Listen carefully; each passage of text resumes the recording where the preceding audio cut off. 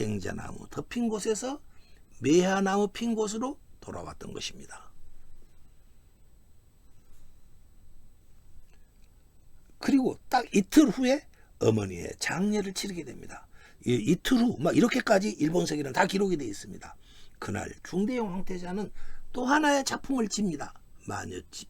이것은 마녀집 속에 들어있는 91번가의 작품입니다. 원문을 제가 풀어드리겠습니다. 사리의 어두운 여인이지. 여인들만이 뒤따라가는 게 보이네. 삼배옷 입은 여인들이 그대를 슬퍼하며 산길을 뒤따라가고 있네. 커다란 섬나라 산마루 등성이에 여인들만이 뒤따르고 있네. 장녀의 행렬이 원숭이 꼬리처럼 짧아 이렇게 슬프다네. 이렇게 불립니다. 이 노래를 저는 원미가라고 이름을 붙였습니다. 원숭이 원자에다가 꼬리 미자 나오지 않습니까? 이 원문 맨 끝에 두 글자 원미. 그래서 원미가라고 이름을 지었습니다. 이 책은 일본 마녀집은 향가에 따르는 저의 저서입니다. 이 원미가는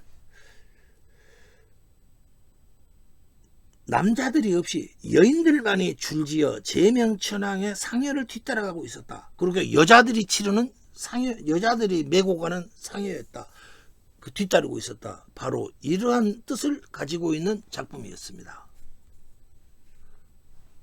이 작품을 보십시오. 여기서 굉장히 중요한 내용이 나옵니다.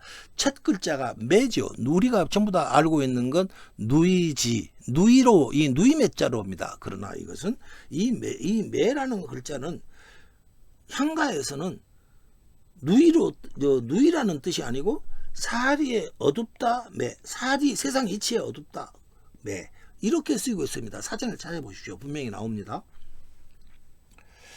그리고 근데 왜 어머니를 사리의 어두운 여인이지 이렇게 보고 있을까요? 그것은 백제 파병으로 남자 신하들이 전부 다 후쿠오카 번영에 가 있기 때문에 장례를 참석할 수가 없는 상황인데도 백제 구원군을 파병하고 있는 그게 중요한 시기인데 하필이면 왜 이럴 때 돌아가셨냐. 세상 이치를 너무 모르신다. 지금 나라가 난리가 아니다. 그런데 꼭 이때 돌아가셔서 장례를 이렇게밖에 치를 수 없게 하느냐. 그렇기 때문에 당신은 세상의 이치에 세상 사리에 어두운 분이 아니시냐 이런 뜻인 것입니다. 정상적인 천황의 장례식이라면 어마어마한 국가의 모든 사람들이 참여하지 않겠습니까? 그런데 그러지 못하게 했지 않냐 이런 뜻이 됩니다. 여기에서 이 매자가요 우리 신라의 한가에도 나와요. 신라의 한가 매자가 나오는 게 어디냐. 제망매가 죽은 누이를 제사 지내는 노래. 우리는 지금까지 그렇게만 불러 알아왔다는 것입니다. 그런데 거기에서도 풀어보면 바로 세상 이치의 어두운 누이 이렇게 풀리더라. 그러니까 뭐냐, 우리 월명사가 자기 누이가 죽었을 때 그냥 누이를 제사 지낸다 그 뜻만이 아니고 너 왜 이렇게 세상 이치를 모르냐 이렇게 꾸짖으면서 슬퍼하면서 지어놓은 노래더라. 한자가 똑같이 쓰이고 있더라. 이렇게 풀립니다. 지금까지 우리는 우리나라 향가 연구자들은 제망매가를 단순히 죽은 누이를 제사 지내는 노래 이렇게 풀고 있습니다.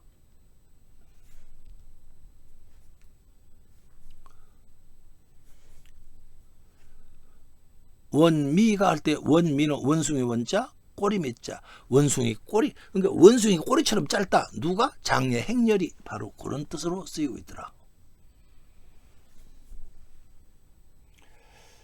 이렇게 중대형 황태자가 이 노래를 지어놓으니까 이 노래에 답해서 또 하나의 향가가 만들어집니다. 경왕여라는 여인이 만든 노래입니다. 그 노래를 보시죠. 이 노래 원문은 이렇습니다. 경왕여라는 여인이 지은 겁니다. 이렇게 풀립니다. 가을산이지 나무 아래에는 여울물이 조금밖에 흐르지 않네. 흐르는 물에 내가 눈물을 쏟아 붓는다네. 그대를 불쌍히 여기며 따르지야. 이날 꼭 그대로 또 얘가 이 뜻발의 법칙으로 풀어드리지는 않을게요. 불쌍히 여기며 따르지야. 이렇게 다 풀려요. 그런데 여기서는요,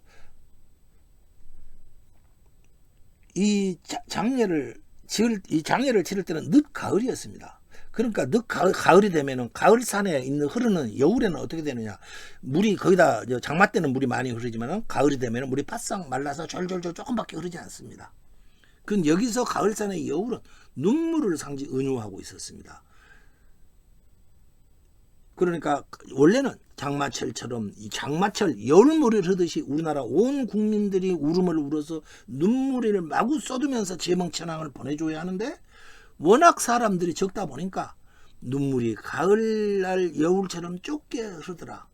그러니 경황녀라는 여인은 제명천왕에게 내가 눈물을 쏟아 장마철에 여울물처럼 콸콸 흐르게 해줄 테니까 눈물이 적다고 상심하지 마시고 저승길을 편안히 가시라, 이렇게 위로하고 있는 노래였습니다. 그럼 여기서 첫 글자 추산지가 첫 세 글자를 보시죠. 가을산, 가을추, 산지. 뜻발의 법칙으로 풀어보면요, 가을산지 자연스럽게 이으면 가을산이지. 그 다음 또 수하은을 보시죠. 나무수, 아래하, 가엾게 여기다 은. 그러니까 이걸 그대로 이으면은 나무 아래 은 이렇게 됩니다. 이걸 그대로 뜻발의 법칙으로 연결 지으면은 나무 아래는 이렇게 풀리더라. 이렇게 경황녀라는 여인도 고대 한반도를 쓰고 있던 여인이었습니다. 전부 다 모두 다 향가 주변에는 고대 한반도를 쓰고 있더라. 시청자 여러분, 이 사실을 우리는 어떻게 이해해야 할까요? 어찌하든 원숭이 꼬리와 가을산에 흐르는 여울이 무엇을 은유하는지를 모르고는 이 작품을 이해할 수가 없었습니다. 92번과 93번과 둘을 함께 보아야 바로 이것들이 무엇을 뜻하는지 이 문맥의 맥락을 찾을 수가 있었습니다. 이렇게 가을산 여울이 눈물이고 원숭이 꼬리는 장례 행렬이 짧은 거고, 이러한 고급적 은유를 이해할 수가 없는 것입니다. 지금까지 일본인들은 자기들의 마녀집을 말해오면서 마녀집에는 4,516개나 있어. 이렇게 어마어마한 양을 자랑해 왔습니다. 자랑할 만합니다. 그러나 그들은 내용을 자랑하는 게 아니고 양을 자랑하고 있습니다. 왜 내용을 자랑할 수 없느냐? 풀지 못했으니까요. 보석이라는 것은 뭐 많다가 중요한 게 아니고 얼마나 그 가치를 자랑해야 할 것입니다. 마녀집은 고대 한반도로 만들어지고 있었습니다. 우리말로 풀어야 풀린 노래였습니다. 그래야 우리는 우리말로 풀어야만이 풀리니까 우리는 우리말로 푼 노래를 찾아보면 그 진정한 가치를 알 수가 있었습니다. 마녀집은 고대 우리 민족의 후예들이 일본에 건너가서 만든 작품이었습니다. 고대 우리말을 그들의 후손들은 지금 고대 우리말을 잊어버렸습니다. 이제 그들은 그래서 마녀집을 풀 수가 없는 것입니다. 이제 우리 민족이 풀어줘야 할 것입니다. 마녀집은 개수로 4,516개라는 개수로 보면 안 되고 그것이 가지고 있는 가치를 보아야 할 것입니다. 마녀집은 일본인만의 것이 아닙니다. 우리야 연고를 가진 작품입니다. 우리 민족의 한민족의 디아스포라 문학에 해당되는 것입니다. 한국인들에게 마녀집의 도전을 권유드립니다. 백제 정체성을 가지고 있던 여인 제명천왕의 마지막 길에 여인들만이 제명천왕이 앞에 아마 지금의 상여와 비슷한 걸 메고 가지 않겠습니까? 지금도 우리는 상여 뒤에 사람들이 따르죠. 그 상여 뒤에 따르는 여인들만이 그 상여들을 따르고 있었습니다. 그녀들의 눈물이 강이 되어서 아스카천으로 흘러갔을 것입니다. 백제 여인 제명천왕은 눈물의 강 아스카강을 건너서 다시 못 올 길로 떠나갔습니다. 이 사진은 제명천왕의 무덤입니다.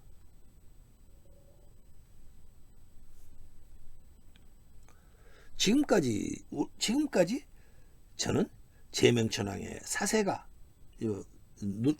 세상을 떠나는 노래 유언, 그 사세가 마녀지 15번가를 풀어드렸고, 중대형의 매화가와 지금 바로 풀어드린 원미가, 그리고 경왕녀가 지었다는 추산가를 소개해드렸습니다.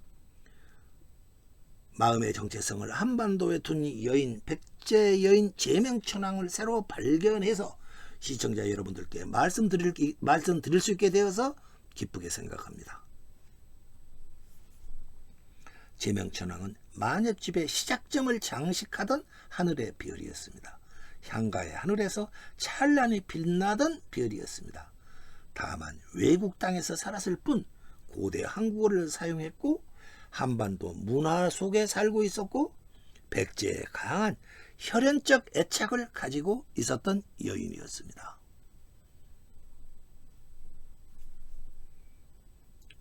제명천왕의 언어 정체성과 문화 정체성과 혈연 정체성은 백제였습니다.